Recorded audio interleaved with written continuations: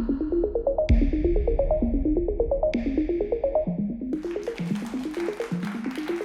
everyone, my name is David, and that's my co-founder Gabriel. We're from Blockchain at USC, and I just graduated from USC master. I did my undergrad at I did my undergrad at Berkeley. I was doing economics, and then went to USC. Met Gabe. Gabe got me into blockchain at USC. I was like, okay, cool, let's do this. And I was so hyped with DAOs at the time, and I was doing like contributions at C Club, all kinds of DAOs interesting at the time. And then we somehow got Optimism's delegation from A16Z. And yeah, that's basically my deep dive into Optimism. And during the 2 years at Blockchain at USC, I'm basically the governance lead at the club. Not just voting, we build multiple shit, apply for grants, retro PGF, there's bounties for incentive analysis, all the stuff that's interesting to us. We do it all in Optimism Collective. So yes, let me correct Vaughn for a bit. It's not a Futaki that we're building. I don't want to offend Mr. Hansen out there. It's not a Futaki. It's just a very simple grantee prediction stuff that we built out. We thought it might be interesting, but I'll let you guys judge if it's a Futaki or not. But basically, some primer on Optimism governance in case you guys are not familiar. So they have like a dual house structure. On the left-hand side, it's the token house. On the right-hand side, there's like the citizen house. So inside token house, they have like various committees. So like various councils, there's anti-capture councils, whatever councils. Today, I'll focus on the two most interesting stuff for prediction market. The most is inside token house, there's a thing called grants council. And I think prediction market, or like Futaki, or whatever you call them, resource allocation problem, information elicitation, there's so many terms out there right now, but these type of market questions can be applied in grants council, where you're dealing with treasury allocation. And in Citizen House, which they're doing retro funding or retro public goods funding, whatever you call them right now. But okay, so let's first jump into the Grants Council. So another primer on how Grants Council deliberate their process is first you submit your applications. A few days passed. Inside the Grants Council, I think there's like 6 to 8 people or something like that. They pair up. They do some scoring for each applicants. So let's say at the time there's like 200 applications. They have to go through all of them. And after that, after they submit their scores pair by pair, they'll do a final review. So 8 people come back together in their like secret dark room. Hey, this project I like, this project I don't like. So basically they pick that. And then at the end, they'll have a final result. So this is basically the simplest Futaki, or whatever you call it, prediction market that we come up with. So basically what I just described is from the insider perspective. These are the grants judges inside the grants council. They have this review period, which corresponds to this application intake and prelim area. Now there's a decision period. This corresponds to this final review period. Why? Because they need to discuss, like actually need to discuss here, but over here it's somewhat independent. And then lastly, there's like a grantee announcement, and basically you know who got funded. So what I introduce and our team introduced is like, I want to open up a betting period, like a prediction market, during this review period alone, just that. So basically from application intake to end of preliminary scoring, I let people to predict on which project or projects will get funded by the OP collective, the 8 people basically. And there are no bets during the review period, so no secret room discussion inside. And then market will resolve. And it resolves by very simply, there's a winning pool and a losing pool. Like they're all in like one smart contract, and then we'll decide will be the source of truth. Like we'll look at the forum, say Jack, Anurag, or someone from the Grants Council announce, hey, these are the grantees, And then I'll be like, okay, let's take that data on chain and distribute the rewards. But basically, it's very simple, it's very static, and then we did it all on Farcaster. There's a thing called Farcaster frames. I don't know if you guys are familiar with that, but Farcaster frames is it's like a new primitive that you don't need to have any kind of interface. You don't need a website at all. You don't need an app. All you need is some kind of like a few buttons to click on inside a feed of Farcaster. Like imagine you go to Twitter and then you click on the button and you can go to the next stage and whatever. But basically what it allows is I create a market here, like a homepage in this, and then there's a button called enter, and then you can select basically which projects you want to bet on. Say you're bullish on project Butter or project negation game, whatever. You click pick them, and then enter the amount that you want to bet on them, and then check. These are just engineering edge cases check, and then you submit it. And then once it ends, you'll be able to either claim or you lose or whatever. But basically that's what it looks like. But I will just show you guys a quick demo because we're just so interested in like this Farcaster stuff. We feel like that's really interesting. This initial frame looks something like this, and you're able to click on bet with dgen. Dgen was, at the time, maybe still is the Farcaster native token, but whatever. Right now, I'm glad they expand to other chains. So hopefully there will be SVM or whatever other chains in the future. But right now, we're still constrained by some limits imposed by the Farcaster team. But they're pretty quick with their shipping. But basically, with that, when you hit on this button, it is able to show you. It is able to show you first the rules of the market, which shows here, saying the betting ends on what day and market resolves on what day, and you have how many days for this whole market to close, and basically explains what this project is. So after that, you click enter, and you'll be able to see all the grants applications inside.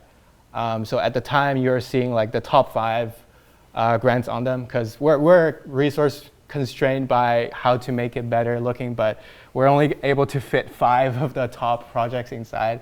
I feel like that might be a good advertisement opportunity for these grants, but anyways. So basically, you're able to see the live bettings of these projects and how much % they are in terms of the total pool size. So that's what it is. And then over here, you're basically able to say you want to pick an option. Let's just say you want to pick in Dymo, which is pretty famous in Farcaster. You want to pick on Dymo, you just click 2, and then you can bet it with dgen. And I'll let my friend Uday, who's not right here with us, but so basically you're able to pick a number and then hit enter. And then over here, you just input how many dgens that you want to input here. And place bet, and then these are just some constraint that we have where we have to connect with Coinbase wallet because that's the canonical wallet in Farcaster. Just be aware. It's kind of iffy to work with. Sometimes they have quite a few engineering limitations for builders, but it's workable with them. So basically, after all that, it's approved. And then you'll be able to check the transaction on chain. We call this very simple prediction market the DOMI. It's the simplest version. There's no dynamic pricing. Unlike Futarki, there's TWAP of buy and sell of each pass and fail market. It's just winner takes all from the losing side.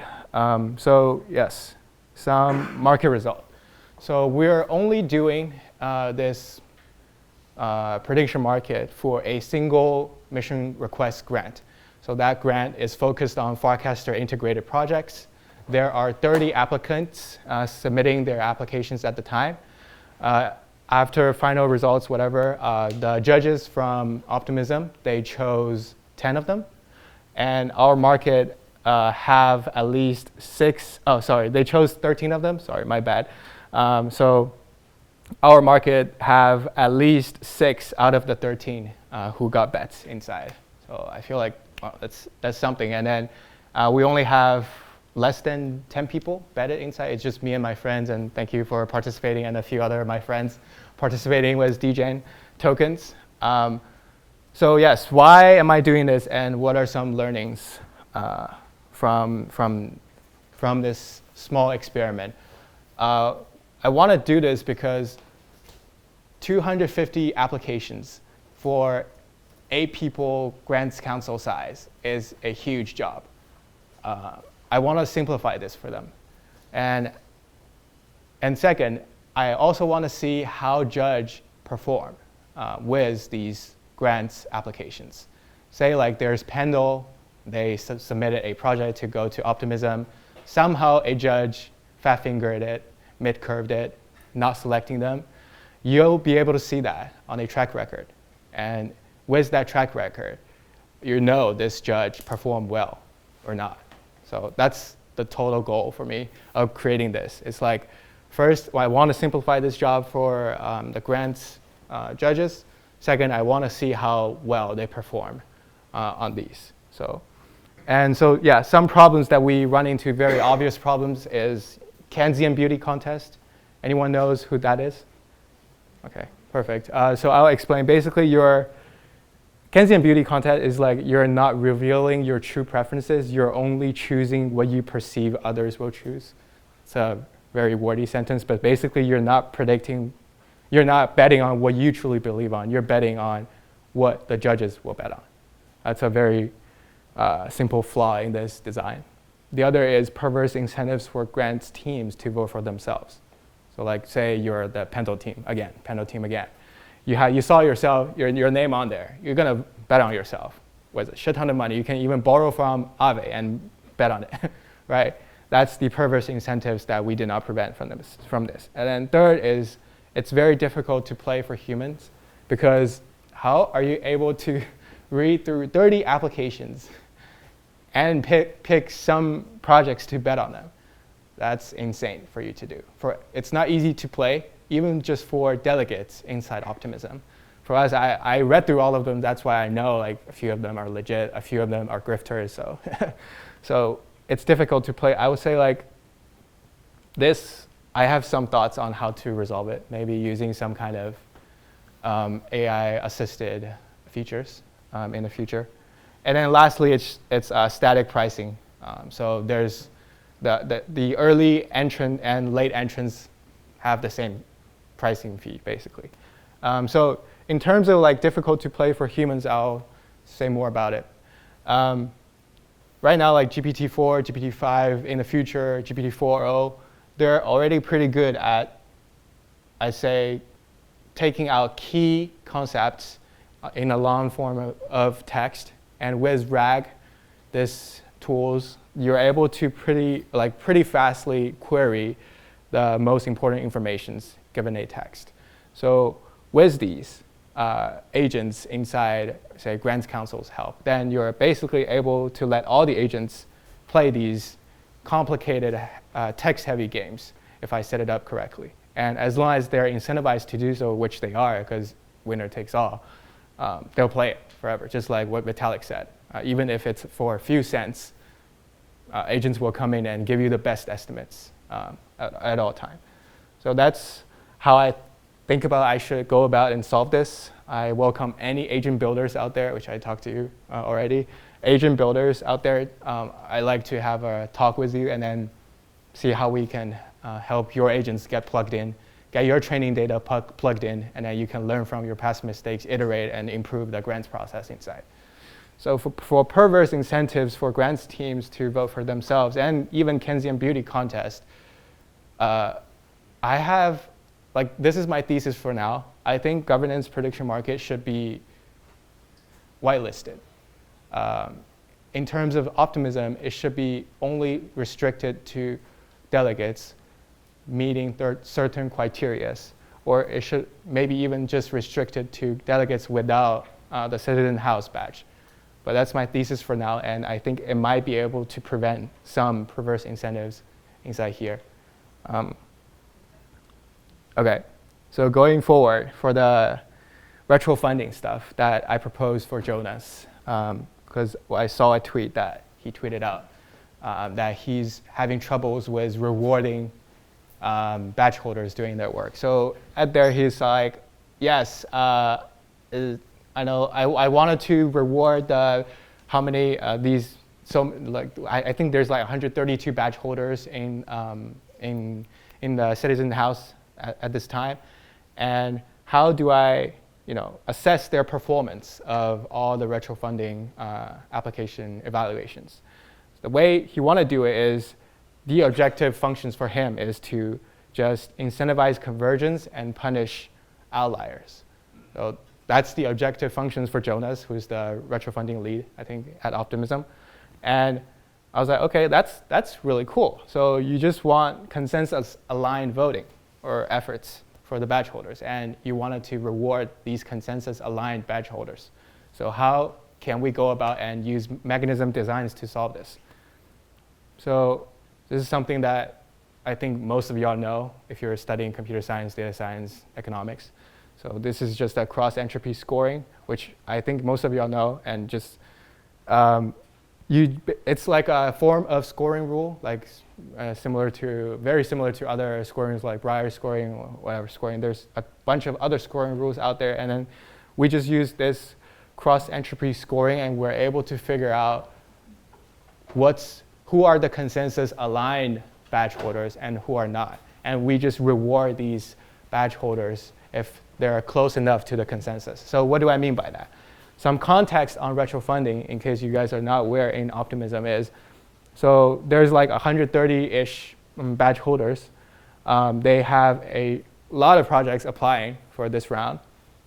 And all these projects have a given number of impact metrics, which are collected by third parties. Like OpenOSO collects them. I feel like there's a few other data groups collects them. And these are just impact metrics. For example, GitHub forks, GitHub stars, say on-chain gas fee generated over the, past few months. How many users are using yours, how many full-time developers, all these quantitative metrics. Let's just say there's like n impact metrics you have for any badge holders. Your job as a badge holder is to select these. Select the ones that you feel most resonate with you. Okay, resonate with you is already a bias. But there's some kind of constraint that they need to add up to one. I forgot what the real constraint is at this time, but at least at the time I was talking to Jonas, he's telling me like the constraint must add up to 1. So basically for you, say impact metric 1, GitHub stars, you probably, let's say you're like a developer, and then you'd be like, okay, I like GitHub Actions a lot, so I'll assign 60% to the GitHub star. So basically that's what it is. They need to add up to 1. Okay, so basically every single badge holders for like say hundreds of projects, you'll have some curve like this, basically. So highest projects are over here, and then lowest projects are over there. And there's like a shit ton of badge holders inside. They just have all kinds of curve inside. They all resemble their own preferences. Now, Optimism, this round, I think they're doing random sampling of 50 badge holders amongst the 132. So basically, you just take 50 of these badge holders, randomly selected. So form some curve like this. So after this stage, you need some kind of aggregation functions. I don't know what it is this time. They're researching on this. In the past, they did quadratic. In the past, they did medium. Some kind of aggregation function to union these stuff together into one unified curve. So on this curve itself, the badge holders, they need to decide what is the cutoff, like which projects gets funded, which projects don't, because you have all the metric score of these projects at basically like all the projects, basically. So I would say this part is somewhat subjective in a sense, but you're already randomizing them, so I don't really see a huge problem whatsoever.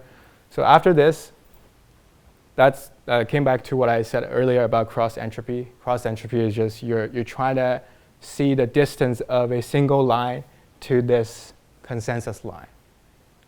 If you're close enough to this kind of distribution, you get more rewards. If you're far very far out, you probably get 0 rewards or something like that. So this is what I proposed to Jonas. And I did some like kind of simple data simulations with the help of GPT. So I want to simulate the impact metrics. My assumption is impact metrics for any project is going to be very skewed because not all projects are equal, right? So it's probably all skewed in this type of way. Now, here is I'm just aggregating badge holders' impact score using two different kind of aggregation method. One is like Dirichlet, the other is medium. Doesn't matter, just some kind of aggregation score. It's up to Optimism Collective themselves to decide which score they should choose. So after this, just do some cross-entropy scoring, and you can basically see like, yeah, there's a bunch of badge holders over here. They're very close to consensus, so you should reward them more. There's a few badge holders over there. To Jonah, he wants to punish these outliers. So no OP rewards for you. Okay. All right. So basically, the discussion is basically simulated 500 retro funding applicants, 100 badge holders, and 10 impact metrics. This scoring might be able to help Optimism Collective by just help them evaluating who are the best badge holders in terms of Jonah's objective functions. But yeah, there are some limitations to this. Limitations being, how do you prevent badge holder colluding with each other? Because obviously you're going to talk to the next badge holder, hey, how do you think about this project? How are you voting on this? It's just unstoppable. One thing I would say is like, prevent badge holders from seeing the aggregated scores might be able to help, but to what extent, I'm not too sure. But I'm more bullish on this multiple rounds of random sampling. Like instead of one round of 50 badge holders from the total pool of 132 badge holders, you should do multiple rounds. And then use some kind of clustering mechanisms or whatever data science techniques you can use to find some abnormal behaviors amongst in between badge holders themselves. And you're basically able to see like which badge holders are colluding, which badge holders think alike, and then maybe you can remove them from the 50 badge holder group you selected. But yeah, like lastly, even though I share it, it's like, yeah, lastly, it's just if I tell you we are using cross-entropy scoring, then people are going to game the shit out of it. So that's something that Optimism Collective need to design it themselves and not revealing truly of the game that they're going to play. Otherwise, people are just, there are some game theory expert like Mr. Robin Hansen will be like, oh, okay, these are the flaws. Let me do this behavior and then we'll screw you up. So make sure you don't reveal the true game out there. But yeah, that's Doxamarket. And then we are just so glad that, thank you, Vaughn, for inviting us. And then thank you, OP, for giving this opportunity for our club, for the grant. And then we're so excited to build for the Optimism Collective and maybe expand to the other super chains in the future and even Uniswap.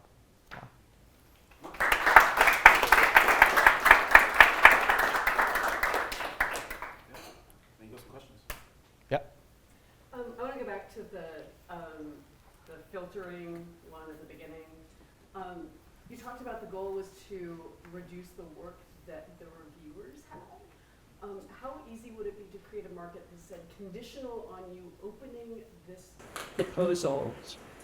Would it being reviewed, would it be free? So you end up with a conditional market, and then it can signal to the reviewers, this is a proposal I should. So trying to reduce the number of proposals that they actually bother reading. I'll bring it up in the OP forum about this, but in terms of like which proposals viewers should read, it's not really up to us to decide. I think it's up to like the OP Foundation themselves. They'll enforce it. Everything that's submitted has to be reviewed. It can't be true. That's nice. Where's the percentage of people and like for the council to properly do the job in its regulations, like at least 90% of the. So each of the reviewers has to review the efficiency. And the thing that I was wondering about is you've got the vetting period just in the review period, but that is not the only review that is conducted, like if you provide in display one. Right, that in the preliminary scoring, only 3 reviewers go through the applications, and then in the final review, you have 5 reviewers going through all the the applications in hand. Yeah. And like I remember we had a conversation about it. Because one of my main concerns was that how valuable would the prediction market be if the outcome, and I think it goes back to the Keynesian contest, like if the results of the prediction market actually lower than the outcome. Yeah, exactly. I'm not sure. Maybe ZK can help. Like fully mask the results, and then when you bet, you don't see other results at all. That's doable. So David, the next couple of rounds are going to vary. So build on chain, like an OP stack. Actually, round 6 for anyone that wants to submit is focused on governance, where it's like dev tooling, dev mechanisms, etc.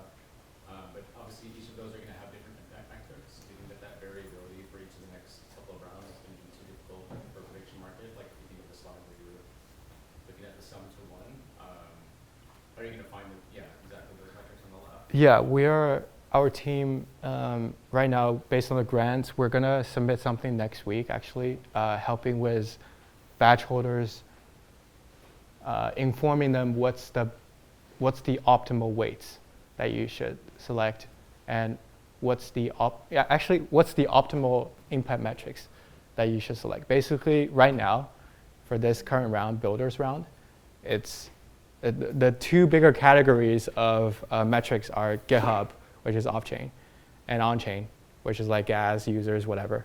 So we'll have sort of like a Bayesian truth serum, just to let users participate in it, and then gauge the consensus of the OP collective, which will be a closed, whitelisted Bayesian truth serum market for people to participate and submit their true believed, basically what weights are more important. So with that, you'll be able to see some kind of distribution, and we will aggregate them. So basically, at the end, say something like 60% GitHub, 40% on-chain. This will inform all the badge holders inside. Be like, hey, look at this. This is saying now, from the OP collective itself, how many delegates we have, and plus the badge holders we have. Our collective saying, look at this, 60% you should go to at least the GitHub actions that you should take care of, and then 40% go to the on-chain. I hope that would be helpful for your decision-making process. It's not as direct as Futarchy, which is just direct execution based on the result. It's just more informational value that we offer after this market end. But to your question, impact metrics, these are going to be different kind of impact metrics. I'm sure the OSO community will come to you with their best data that they can collect. There's probably some bigger categories that me and you can talk about for the future rounds. So I like to run these. I think this current round, you guys already ran a survey on the type of impact metrics categories that people think are important. But maybe using Bayesian truth serum would be better because these are their true preferences instead of just a simple survey. But again, with Bayesian truth serum, you need to do some subsidy for the good, truthful users inside. So, yes, sir, answer. So, in this system, who were you hoping would look at the results of the prediction markets that you do like? That is, who's the audience for these? The OP collective, so the community, I guess. Yeah, but what actions are they taking in response to that? You got preliminary estimates about which things will lift the grants. Imagine maybe the grants awarders are looking at these estimates as a hint for which think they should look at up closely? Or Yeah. We'll have it get submitted and the approving round, they might change their submission. At the end of the market, like say market just ends, the results shows grants council voted for ABC, but the market shows the top projects betted are XYZ. So at this time, the Optimism Collective, Blockchain at USC is a big delegate, Blockchain at Stanford, a lot of other big delegates out there look at that, be like, why is there a discrepancy out there? So is grants council people doing a good job at this given time? Predictability of the grant awardees considered the quality metric of the grant evaluators. Is that the concept? We're going to believe these are better grant evaluators if they're easier to predict from the market. Is that the idea? Yeah, I guess so. I'm not sure, actually. That's a good question, yeah. Not sure. In terms of the data travel space group, what do you think of the, China's subjective function? Like other things. This creating one? Data for it, creating data for it, and like the process of the outcome of this is good and pops fine. But like, what do you think about that as a metric? Where like the edges of being a badge holder are not rewarded me. Like almost the take would be if you're growing from 130 to 200, 500 badge holders in like the coming years, then actually that goes each case is going to be real accordance, so it doesn't come to homogenous. Yes, we've got before. Homogeneity of badge holders' decision-making processes. Yeah, it's my general take, which is a hot take, is we probably don't really need badge holders if we have impact metrics itself.